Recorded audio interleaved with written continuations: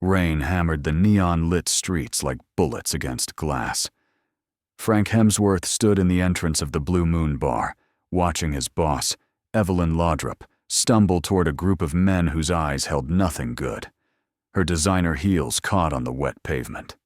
She laughed too loud, the kind of laughter that came from a bottle, not joy. One of the men reached for her arm. Frank's heart kicked against his ribs. He had two choices: walk away and keep his comfortable distance, or step into the mess that would change everything. Before we continue, hit subscribe and let me know in the comments where you're watching from. Frank had learned to measure his life in moments stolen between obligations.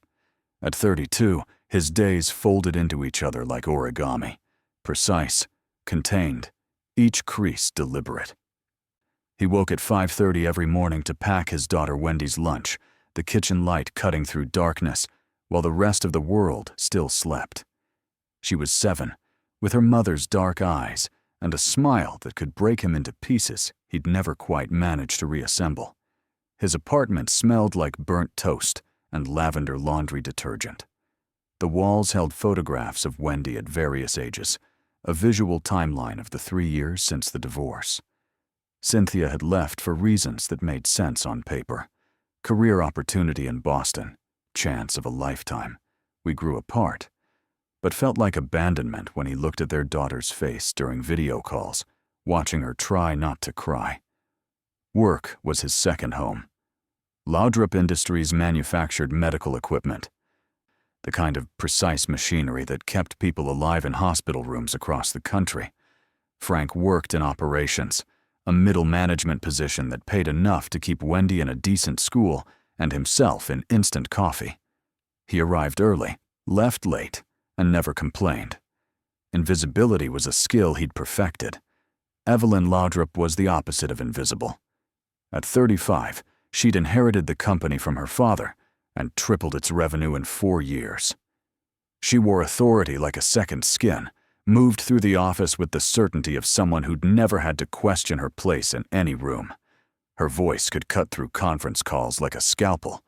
People either feared her or wanted to be her. Frank did neither. He simply observed. He noticed things others missed. The way her jaw tightened when board members questioned her decisions, how she took her coffee black at 8 a.m., but with cream by 3 p.m., a small concession to fatigue she'd never admit aloud. The slight tremor in her left hand during quarterly reports. She was human beneath the armor, though she worked hard to hide it. But Frank hadn't expected to see just how human she could be until that Friday night, when everything tilted sideways. The bar sat wedged between a pawn shop and a closed laundromat, its blue neon sign flickering like a dying heartbeat. Frank had only stopped because his car was parked across the street, because the rain had started, because fate operated on a schedule he couldn't control. He'd been reaching for his keys when he saw her. Evelyn's blonde hair hung loose around her shoulders instead of pulled back in its usual severe twist. Her white blouse was untucked, wrinkled. She leaned against a man with tattoos crawling up his neck, laughing at something that wasn't funny. 2 other men flanked them, circling like sharks who'd caught blood in the water. Frank's stomach dropped. His first instinct was to pretend he hadn't seen anything. Whatever was happening here existed outside the fluorescent-lit borders of office life. She was his boss, not his responsibility. Wendy was at a sleepover tonight, but he could go home, watch television, grade himself absent from this moment. His hand was still on his keys when Evelyn stumbled, and one of the men caught her with hands that lingered too long on her waist. The sound of his footsteps on wet pavement matched his heartbeat. 20 feet. 15. 10. The men turned toward him with expressions that calculated threats and outcomes. Frank wasn't particularly tall or intimidating. He kept his voice steady, professional, the same tone he used in budget meetings. "Ms. Laudrup, your car's here." Evelyn's eyes struggled to focus on him. Recognition flickered, drowned in alcohol, surfaced again. The tattooed man's grip on her arm tightened. His breath smelled like whiskey and bad decisions when he leaned closer. She's fine right where she is." Frank met his gaze without blinking. Fear sat like a stone in his chest, but his daughter's face flashed in his mind. What he'd want someone to do if she ever needed help, years from now, in a situation she couldn't handle alone. He thought of all the small kindnesses that held the world together. Invisible threads that prevented everything from falling apart. "I don't think she is." The tension stretched thin as wire. The rain intensified, drumming against the pavement, washing neon light into watercolor streaks. One of the other men moved toward Frank, but Evelyn suddenly pushed away from them. Her coordination shot, but her instincts still functioning somewhere beneath the blur. "I know him," she said, words slurring together. "He works for me." It wasn't much of a lifeline, but Frank grabbed it. He moved forward, caught her elbow, felt her weight sag against him. She smelled like expensive perfume mixed with vodka and something else. Desperation, maybe, or just profound exhaustion. The men watched but didn't follow as Frank guided her toward his car. His hands shook when he unlocked the passenger door. She was already half asleep by the time he slid into the driver's seat. He sat there for a moment, rain hammering the windshield, trying to figure out what happened next. Taking her home raised questions he couldn't answer. Her address sat in the company directory, but showing up at her house felt like a violation of some unspoken boundary. His apartment was small, messy, filled with evidence of Wendy's existence, but it was safe. It was clean. He started the engine. However, Frank had no idea that bringing Evelyn Laudrup into his home would crack open secrets she'd been carrying alone for longer than anyone knew, and what she would remember in the morning would force him to confront the parts of his own life he'd been trying to forget. Consciousness returned to Evelyn in fragments. White ceiling, unfamiliar walls. The smell of coffee and something else. Cinnamon, maybe. Her head felt like someone had taken a hammer to her skull and forgotten to stop. She sat up slowly, taking inventory. She was on a couch, covered with a blanket that had cartoon dinosaurs on it. Her shoes sat neatly on the floor beside her, her purse on a nearby chair. She was still dressed, which sent a wave of relief through her chest, even as confusion crowded behind it. The living room was small but clean, decorated in the haphazard way of someone who prioritized function over aesthetic. Children's drawings covered the refrigerator, visible through an open doorway. A backpack shaped like a ladybug sat by the front door. She heard movement in the kitchen, the soft clink of dishes. Frank appeared in the doorway holding 2 mugs. And the previous night crashed back into her memory with perfect, horrifying clarity. The bar. The men. Her complete loss of control. Him appearing like some sort of guardian angel she absolutely didn't believe in, guiding her to safety while she could barely walk in a straight line. Heat flooded her face. "You're awake," he said, his voice careful, neutral. He set 1 mug on the coffee table near her. "Water's probably better right now, but coffee's here when you want it." Evelyn stared at him. In 3 years of working together, they'd maybe exchanged 200 words total. She signed his performance reviews without reading them thoroughly. She knew he had a daughter from the photo on his desk, but couldn't remember the child's name. He was furniture, essentially. Reliable, unremarkable furniture that apparently had a conscience. "I remember everything," she said, because pretending seemed worse than acknowledging the truth. "Last night. What you did." Frank nodded slowly. He sat in the armchair across from her, maintaining distance, giving her space to breathe. His dark hair stuck up slightly on one side.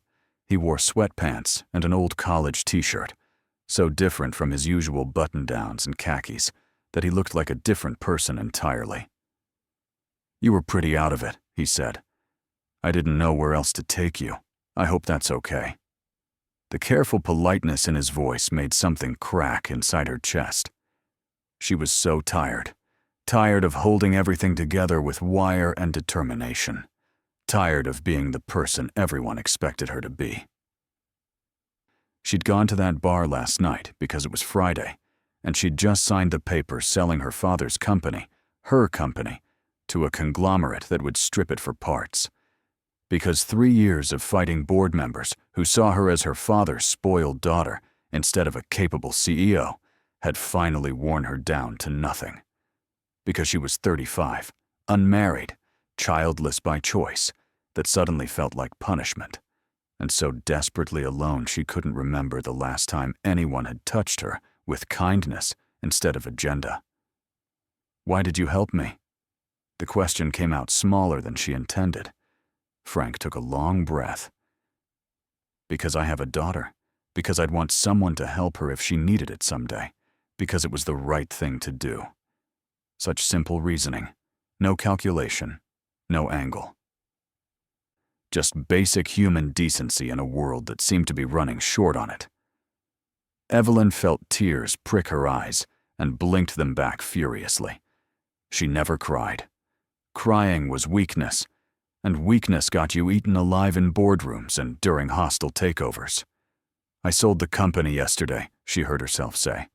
"My father built it from nothing. I was supposed to protect it. I failed."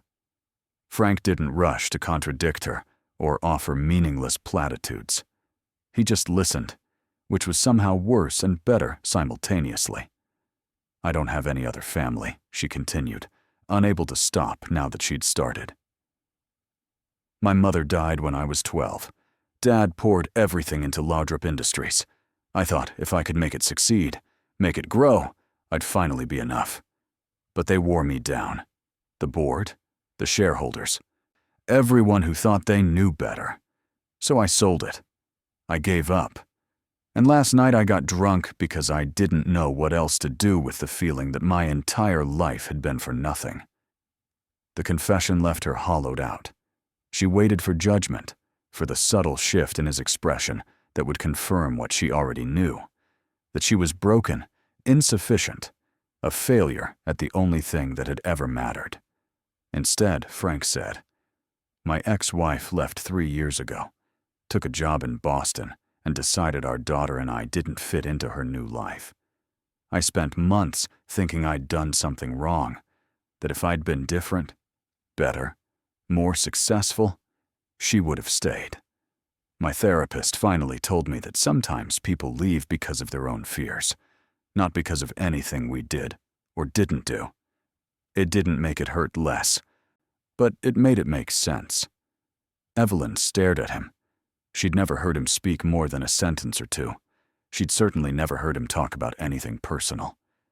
He held his coffee mug between both hands, looking at her with an expression that was somehow both sad and steady. "You didn't fail," he continued. "You survived something that was designed to break you. That's not the same thing." The tears came then, hot and unwanted. She covered her face with her hands, shoulders shaking. Frank didn't move from his chair, didn't try to comfort her physically, which she appreciated more than she could articulate. He just let her cry, bearing witness without making it about him. When she finally stopped, he handed her a box of tissues without comment. But what neither of them could have anticipated was that Evelyn's moment of vulnerability was about to collide with a truth Frank had been hiding, a secret that would make everything infinitely more complicated than either of them could have prepared for. The doorbell rang. Frank's face went carefully blank, an expression Evelyn was starting to recognize as his version of panic. He stood, moving toward the door, with obvious reluctance. When he opened it, a small girl rushed inside, her dark hair in pigtails, her purple backpack bouncing against her back. "Dad, you won't believe what happened at Mia's house. Her cat had kittens, and they're so tiny and—" The girl stopped mid-sentence, noticing Evelyn on the couch. Her eyes went wide. "Wendy," Frank said, his voice strained. "We have a guest. This is Miss Laudrup. She's a friend from work." Wendy studied Evelyn with the intense, unfiltered scrutiny only children possessed. Then her face broke into a smile that transformed her features into something luminous. "You're the lady from the picture," she said. Ice flooded Evelyn's veins. What picture? Frank had gone pale. Wendy, oblivious to the sudden tension, dropped her backpack and ran to her room. She emerged seconds later, clutching a photograph, which she thrust toward Evelyn with pride. The image showed a much younger Evelyn, maybe 22 or 23, standing next to a man with Frank's eyes and smile.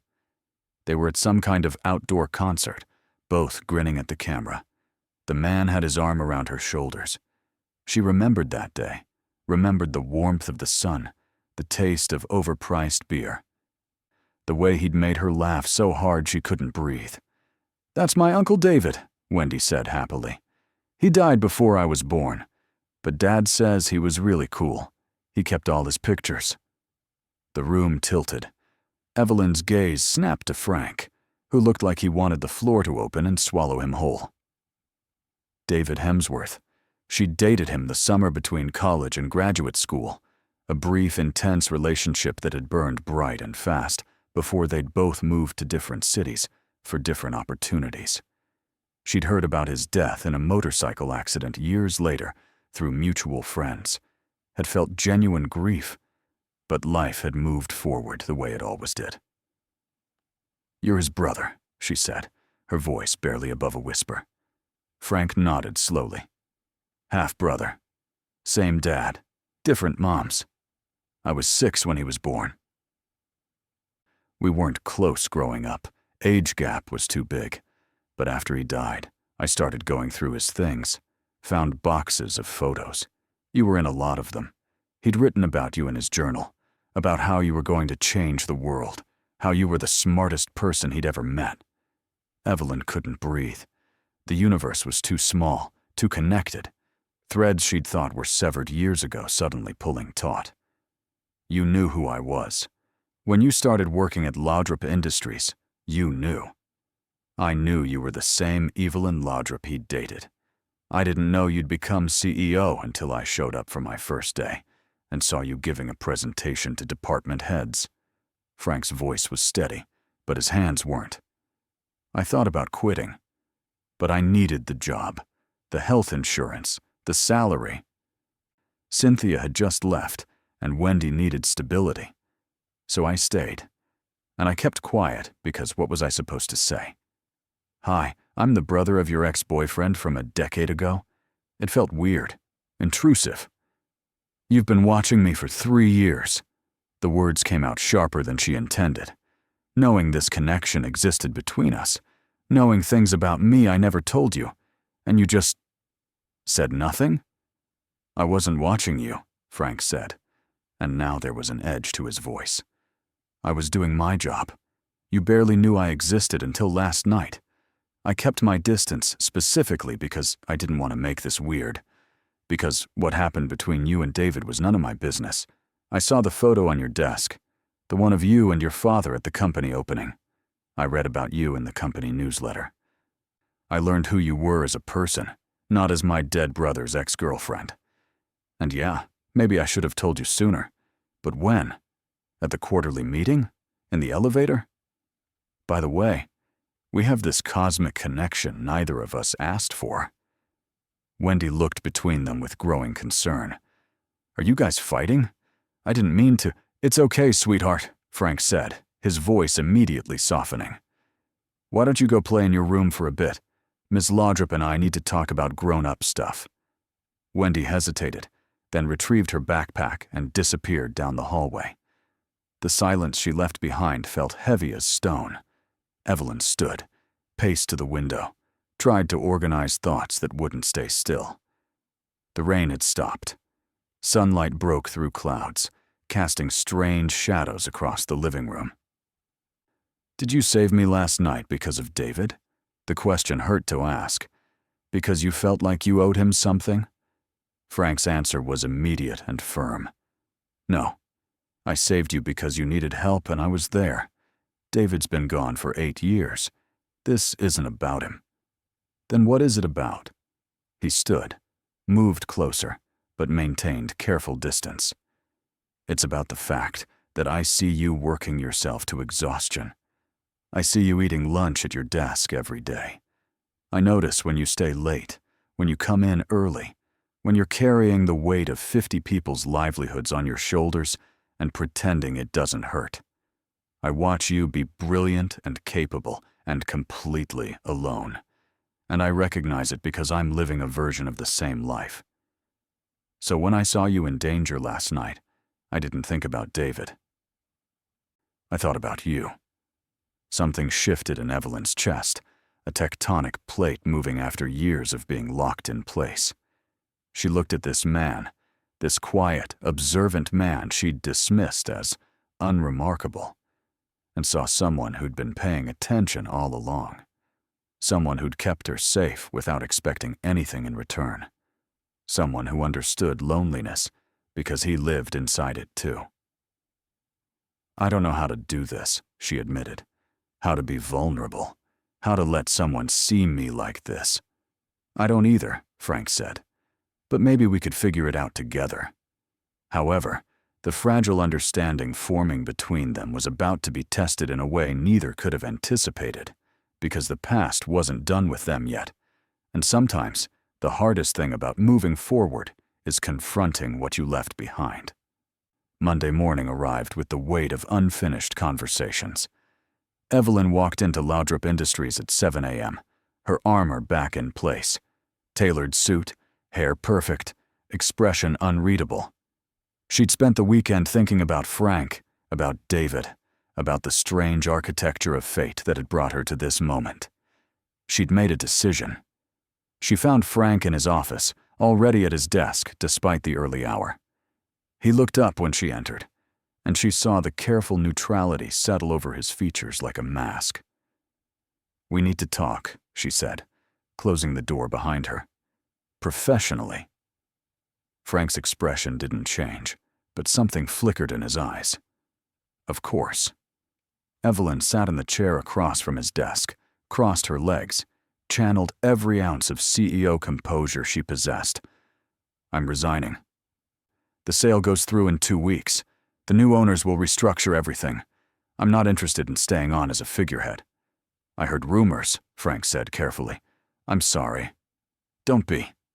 It's time." She took a breath. "I'm starting something new, a non-profit that provides affordable medical equipment to under-resourced hospitals, using everything I learned at Laudrup Industries, but for something that actually matters. I've been thinking about it for months. The sale gave me the capital to make it happen." Frank's expression shifted, genuine interest replacing caution. "That sounds incredible." "I need someone to run operations," Evelyn continued. "Someone who understands the manufacturing side, who's detail-oriented, who I can trust. Someone who won't just see me as the boss, but as a partner in something that actually makes a difference." Understanding dawned across Frank's face. "You're offering me a job. I'm offering you a partnership. Equal say, equal investment, equal risk. We build this thing together from the ground up." She leaned forward. "I know it's complicated. Our history, or David's history, or whatever you want to call it. But I've spent 3 years watching you do excellent work that nobody notices because you're too quiet to demand recognition. I've spent 3 days thinking about what kind of person risks themselves for someone they barely know. And I think maybe we could do something meaningful together, if you're interested." Frank sat back in his chair, processing. She watched emotions move across his face. Surprise, consideration, fear. Something that might have been hope. When he finally spoke, his voice was careful. "What about the other thing? The not professional thing?" Evelyn's heart kicked against her ribs. "What about it? Are we going to pretend that didn't happen? That you didn't tell me things you probably never tell anyone? That I didn't tell you about Cynthia? That there isn't something here that's more than just a professional opportunity?" She'd spent her whole life building walls, maintaining distance, protecting herself from anything that might crack the foundation of control she'd constructed so carefully. Frank was asking her to dismantle all of it. "I don't know how to do relationships," she admitted. I'm better at spreadsheets and strategy meetings than emotions. David and I barely lasted 3 months. My marriage to my career drove away every man I've dated since. I work too much. I care too much. I'm not particularly warm or nurturing or any of those things people expect. I have a 7-year-old daughter who comes first, always. I can't do casual, I can't do undefined, and I won't be someone's secret. Frank's voice was firm but not unkind. But I also can't stop thinking about you, about Friday night, about the person I saw when all the armor came off, about the possibility that maybe we're both tired of being alone. The moment stretched between them, delicate as glass. Evelyn had built her entire life on calculated risk, on analyzing outcomes and making strategic decisions. But this was something else entirely. This was standing at the edge of a cliff and choosing to jump without knowing if there was water below. I'm terrified, she said. Me too. I'll probably mess this up. I definitely will. Despite everything, the fear, the uncertainty, the very real possibility of disaster, Evelyn felt laughter bubble up in her chest. Frank smiled, the first genuine smile she'd seen from him, and it transformed his face into something beautiful. So is that a yes to the partnership? He asked. Both versions? Evelyn stood, moved around the desk until she was standing directly in front of him. Frank looked up at her, and she saw everything they could become reflected in his eyes. The nonprofit they'd built, the late nights working on proposals, the meals shared, the careful integration of their separate lives into something new. She saw Wendy growing up around their work, learning that helping people mattered more than profit margins. She saw a future she'd never let herself imagine because it required vulnerability she'd thought she didn't possess. Yes, she said simply. Frank stood, and the space between them disappeared. When he kissed her, it felt like coming home to a place she'd never been. Gentle and careful and full of promise. The kind of beginning that acknowledged the past without being defined by it. But the real plot twist wasn't that they'd found each other through an impossible coincidence. It wasn't that she'd sold her company or that he'd revealed his hidden connection. The real revelation was this. David's journal, which Frank had packed away in a box years ago, contained one final entry written a week before his death. In it, he'd written about seeing Evelyn's photograph in a business magazine, about being proud of everything she'd become. And then, in his characteristic mix of humor and earnestness, he'd written a single sentence that Frank would discover months later when he finally unpacked that last box. If anything ever happens to me, I hope she finds someone who sees her the way I did, as brilliant and capable and deserving of being loved without condition. Someone like Frank, actually. They'd be good together. Some connections, it seemed, were written in the stars long before anyone thought to look up. 3 months later, the nonprofit had a name, Laudrup Hemsworth Medical Initiative, and office space in a renovated warehouse across town. Evelyn stood at the window, watching Frank teach Wendy how to organize donation boxes, the late afternoon sun turning everything gold. The girl's laughter echoed through the empty space, bright and uncontained. They'd kept their relationship quiet at first, careful steps that acknowledged the complexity of what they were building, but gradually, naturally, their separate lives had woven together. Wendy called her Evelyn instead of Ms. Laudrup now, asked questions about business and art, and whether she thought kittens were better than puppies. Frank had stopped apologizing for taking up space, both in the office and in her life. They worked late together, ordered takeout, debated supplier contracts and distribution strategies. They were good together, better than either had been alone. The past couldn't be rewritten. David was still gone. Evelyn's father was still dead. Cynthia was still in Boston. But the past also wasn't a weight anymore. It was simply part of the story, threads that had led them here, to this moment, to each other. The grief remained, but it had shifted into something bearable, something that could coexist with joy. Frank came to stand beside her at the window, his hand finding hers. "You okay?" Evelyn looked at him, this man who'd saved her when she'd needed saving, who'd let her save him in return.